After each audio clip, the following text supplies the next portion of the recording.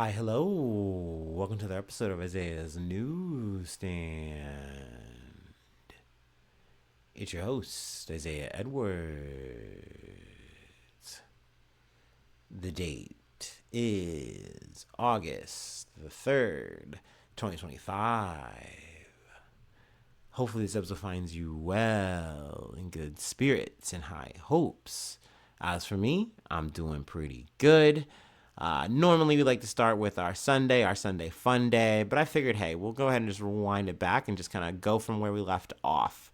So yesterday, got done recording, and we proceeded to go to Northside, see the homies, hang out, vibe out, and it was a good time. We initially go to Chameleon. We start off with some pizza.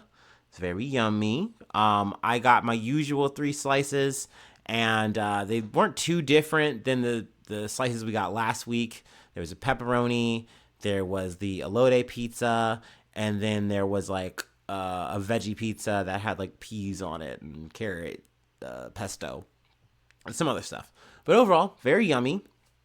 Then after that, we wind up going to our next spot, and at this point, things kind of take an extra layer. They go up a notch, I guess I should say, because we wound up, doing, a shot, which is not usually common. Every once in a while, I might do a little bit of liquor here, a little liquor there, just for maybe a special occasion or just I'm in the mood, right? And I guess that's just kind of, I got a shot bequeathed to me. It was nice, shout out to the homies, and I was like, all right, hell yeah, let's go. And then we proceed to go to our next spot, and we're doing a couple more shots. And I was like, oh boy. So that with all the beer, I was like, oh my. But before we went to our last spot, we wind up, well, I say we, but really this was me leading the coalition for like maybe the first time, because normally I like to call out the street meat, so to speak. And I mentioned what street meat is before on the pod.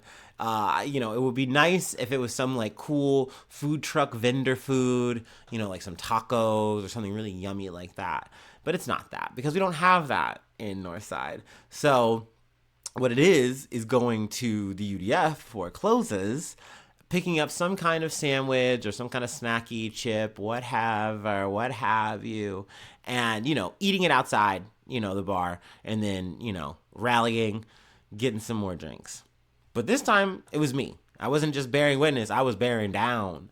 So I went in. I knew exactly what I wanted to, because I had eyed it before. It was a pretzel ham and cheese sandwich, and it looked pretty yummy. I will say it was $9, $8.99, way too much. But hey, it is what it is. So we pick it up, we get it, go to the last bar, and I proceed to sit down on the sidewalk, hanging out, kind of a little bit away from everybody, not too far away though. And I lay out the bag that I got it in, and I just start munching on it. I'm just like, and then I immediately stop. I'm like, what the? And I pull out this piece of plastic, and I'm like, oh, recall situation. No, it was a thing of sauce. I think it was like some kind of Caesar-y kind of dressing. Very yummy.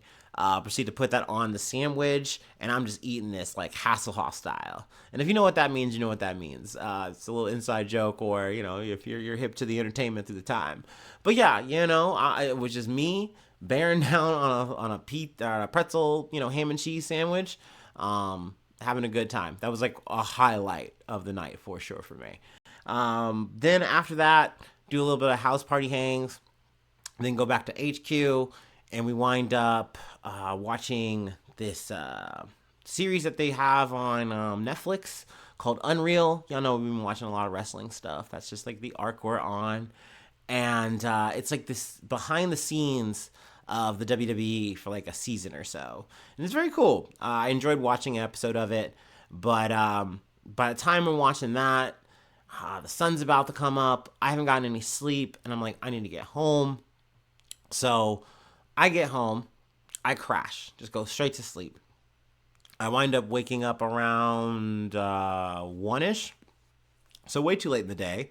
But it is what it is. Then we go to the grocery store. I say we, but you know what I mean. I mean me, the royal we. But I proceed to pick up groceries. Obviously, I pay way too much for said groceries, but so it goes. So it goes.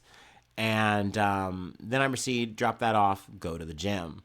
Gym would be like the second big highlight, I think, for this weekend for me, because y'all know Friday was rough. We hit a wall. My back it was in shambles after that night. And the fact that I was able to get through Saturday night with relatively minimum pain, nothing really put me out or anything like that. I mean, hey, maybe it was the alcohol or whatever, but overall I was good. I was solid. Nothing was really holding me back. No, but pun intended. Fuck it, pun intended. So I was very ready in my head to lift again and lift the way that I wanted to. I was determined also to put on the belt, and I did. So I start taking it slow on the Smith machine. And, we start off with 45s on there. I raise it up. And we get back up to 275 and we squat that. Squat that for 6. That felt great. It did not feel bad. I was very excited because that means, all right, we kind of had just a bad first off with the belt. Maybe I was just overthinking the bracing aspect. Once again, I think the form was just a big issue that I was lacking on in that moment. And it just felt good to get that. Then the next was the deadlift.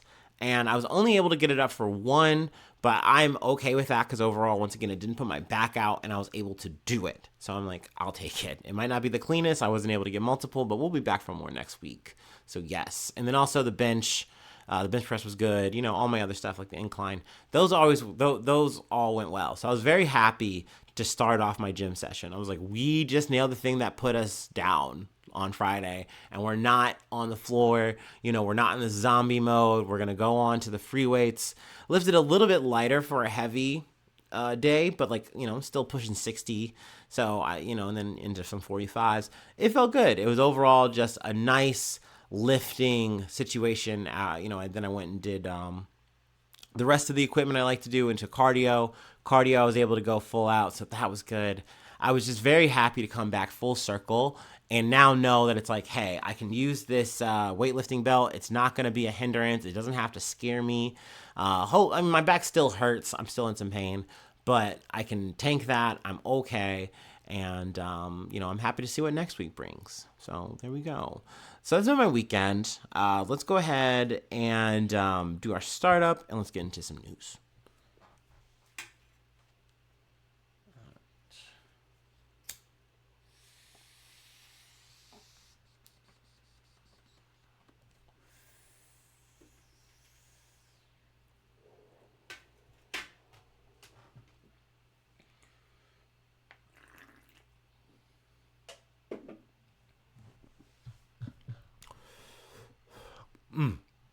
All right.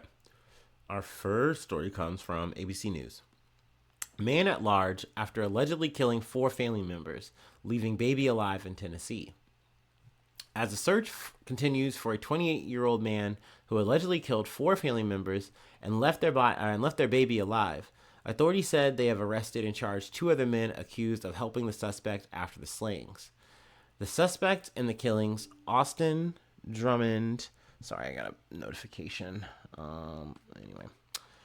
The suspect in the killings, Austin Robert Drummond, is considered armed and dangerous following the killings of 38-year-old Courtney Rose's children, 20-year-old Adriana Williams, and 15-year-old Braden Williams, and Adriana Williams' boyfriend, 21-year-old James Michael Wilson, according to authorities and family.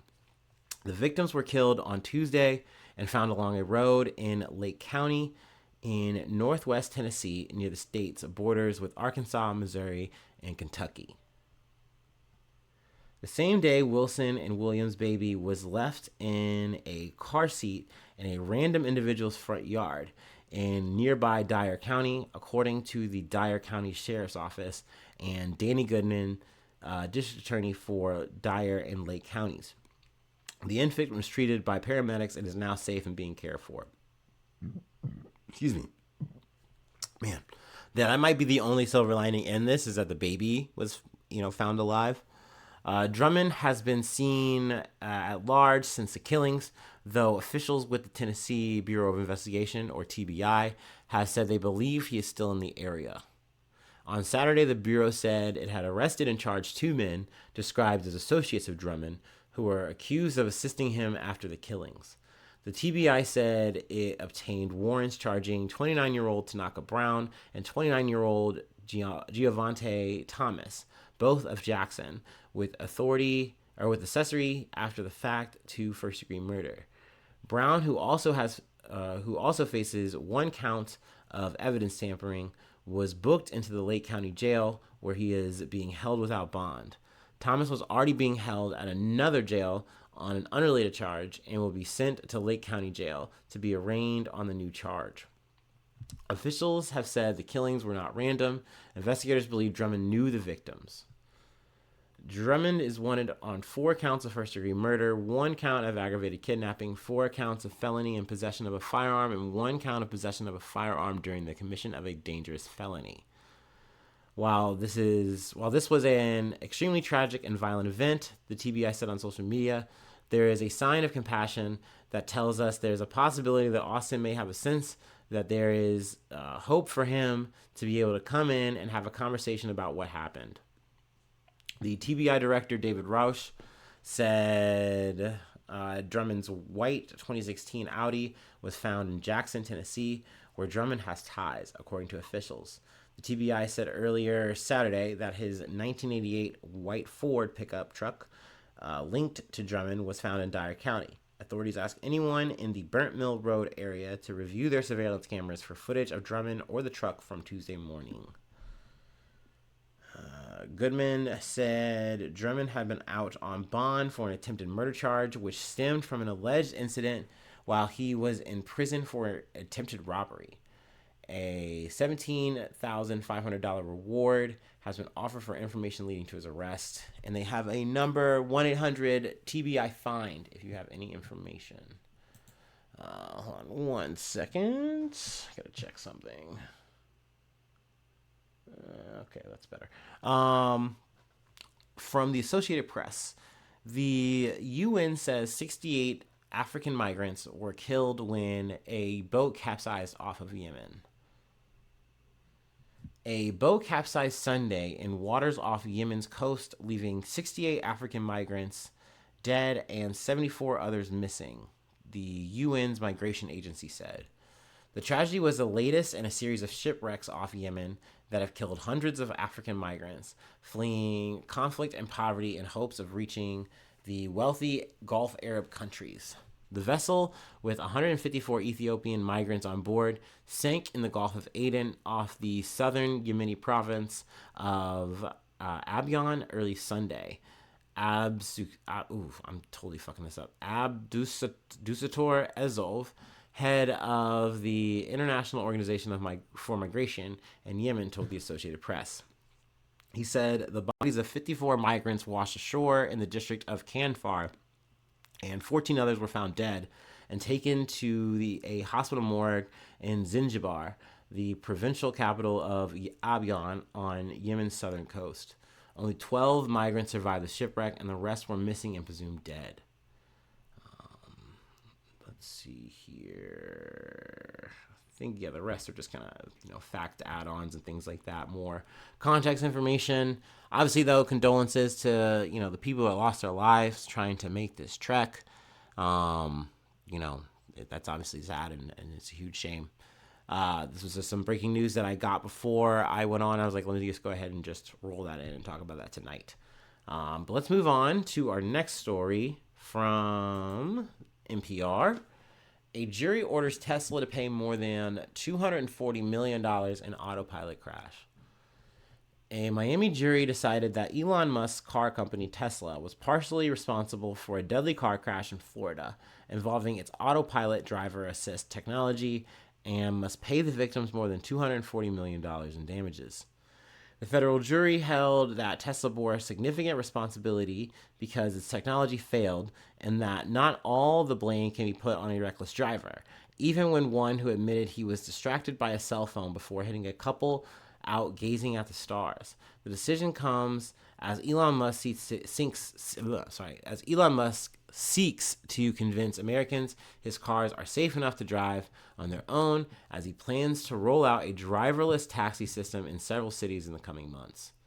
The decision ends a 4-year-long case, remarkable not just because in its outcome, but that it even made it to trial. Many similar cases against Tesla have been dismissed, and when that didn't happen, settled by the company to avoid a spotlight of a trial. This will open the floodgates, said Miguel Castillo, a car crash lawyer not involved in the Tesla case. It will embolden a lot of people to come to court. The case also included startling charges by lawyers for the family of the deceased 22-year-old Nibel Benavides Leon, and for her injured boyfriend, Dilion Angulo. They claim Tesla either hid or lost key evidence, including data and video recorded seconds before the accident. Tesla said it made a mistake after being shown the evidence and honestly hadn't thought it was there. We finally learned what happened that night. The car was actually defective, said Benavides' sister, Nima Benavides. Justice was achieved. Tesla has previously faced criticism that it is slow to cough up crucial data by relatives of other victims in Tesla's crashes, accusations that the car company has denied. In this case, the plaintiffs show Tesla had the evidence all along, despite its repeated denials, by hiring a forensic data expert who dug it up. So definitely caught them doing dirty. Now, Tesla's going to be appealing this outcome. It's also worth highlighting as well that even if the appeal fails, the company says it will end up paying far less than what the jury decided because of a pretrial agreement that limits punitive damages to 3 times Tesla's compensatory damages. Translation, $172 million, not $243 million. But the plaintiff says their deal was based on a multiple of all compensatory damages, not just Tesla's. And the figure the jury awarded is one the company will have to pay. So, I mean, in general, I really don't care exactly what the whole number is. It's the fact that they lost. I think it's very important. It shows that, yes, obviously, people need to be very careful when they're using this technology. But also that, like, this technology is, partially to blame in the loss of life and damages. Like, at the end of the day, I think the technology, because I talk a lot of fucking shit on Tesla. I want to, obviously, I'm biased when it comes to this. Like, I mean, yes, I'm clapping it up. I'm like, yes, good. I'm glad this happened to Tesla. I'm glad they have to fork it up. But I generally do understand that you are given a breakdown of what this technology is, and you are supposed to be attentive. You are supposed to be like on the wheel. It's just this is supposed to be a technology that's helping you. Obviously, people are abusing that and people are getting hurt. But there are situations where the technology is just right out defective, and that maybe this shouldn't be used so fast, so soon. I think it's important because they try to say, hey, well, you should only really use this on certain kinds of streets, certain kinds of situations. And people are like, well, I use it in other situations and now things turned out bad. But, I just wasn't really thinking. I don't know, insert excuse, reason here, blah, blah, blah. But I do think that Tesla bears the blame, at least to some extent here. And I'm glad that they have to fork up something. I'm glad that it's a bit of a stain on their shirt, so to speak, of which they have a few. But, I don't think this is going to, completely turn the company heads or tails. I haven't heard anything too crazy in terms of, like, any of their stock changing or anything like that. But, like I mentioned earlier from the article, this could open the floodgates, and now more and more people are going to be coming for not just Tesla, but other automakers who are in this field of making driverless technology or drive assist technology to be mindful. You might be on the hook for, money and shit for people, who get in these kind of accidents. But I also think that Tesla is to blame because you have people like Elon Musk pushing this technology so hard. overselling it, in my opinion, trying to kind of make it seem like, oh yeah, you kind of can do that stuff, even though in the details, no, the fuck you can't. You have to be very attentive. You have to be very on it. Like, it is just supposed to be something that is helpful to you, like a super cruise control. And people are like, I'll just go ahead and eat my sandwich. I'll chill, watch some TV. I'll do my thing. Maybe I'll take a little nappy poo. Like, no, you can't do that. Like, you can never do that. We are not in an iRobot situation. But at the same time, you have this idea that, like, I have the same technology that Elon Musk and Tesla is putting into these driverless taxis, which have their own slew of problems and issues. So yeah, I mean, I felt like it would be important, or, it's on brand for this podcast at the very least, to talk about a story like this. I am curious in the future if we are going to get more trials like this. I mean, technically this happened before we got, before I got on the pod, started doing the shit. But, we've been talking about Tesla, so I didn't really feel like it was out of pocket to really, talk about this, do a little bit of, timey-wimey, whatever. Of course, we didn't get into details too much. Kind of just wanted to riff about this a bit. But yeah, like I said, boo Tesla. I'm not a Tesla fan. Sorry if you're a Tesla driver or Tesla enjoyer per se. I was like, well, it's not all you. I don't know, whatever. That's a you thing. That's a you stance. I just think Teslas suck. I think they're really shitty cars. So, but I've said that time and time again, and I'm sure I'll say it again in the future. Anyway, we have a couple of light stories to close us out. One is from ABC News. Volcano in Russia's Far East erupts for first time in centuries. A volcano on Russia's Far East, Kamchatka Peninsula, erupted overnight into Sunday for what scientists said is the first time in hundreds of years, days after a massive 8.8 magnitude earthquake.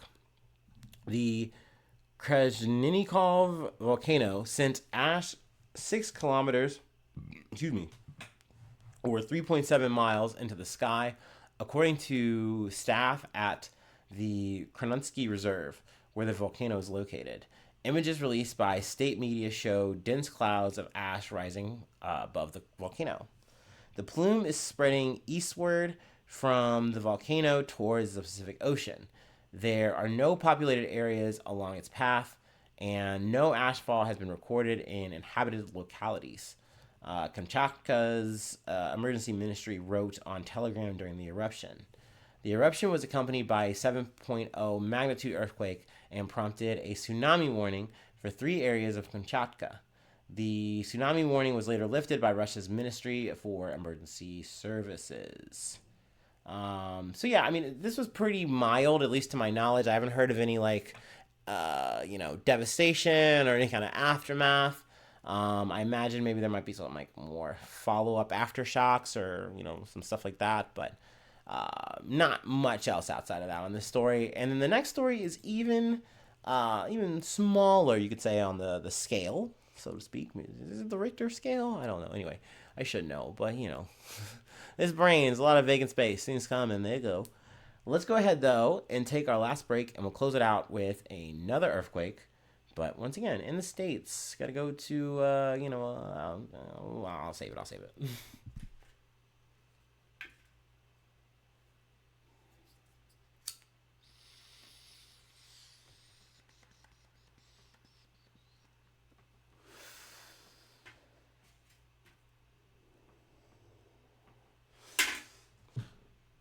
Ooh.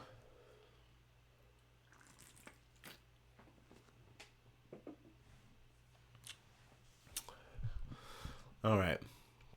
Our last story comes from the Hill. Small earthquake shakes New Jersey and New York City.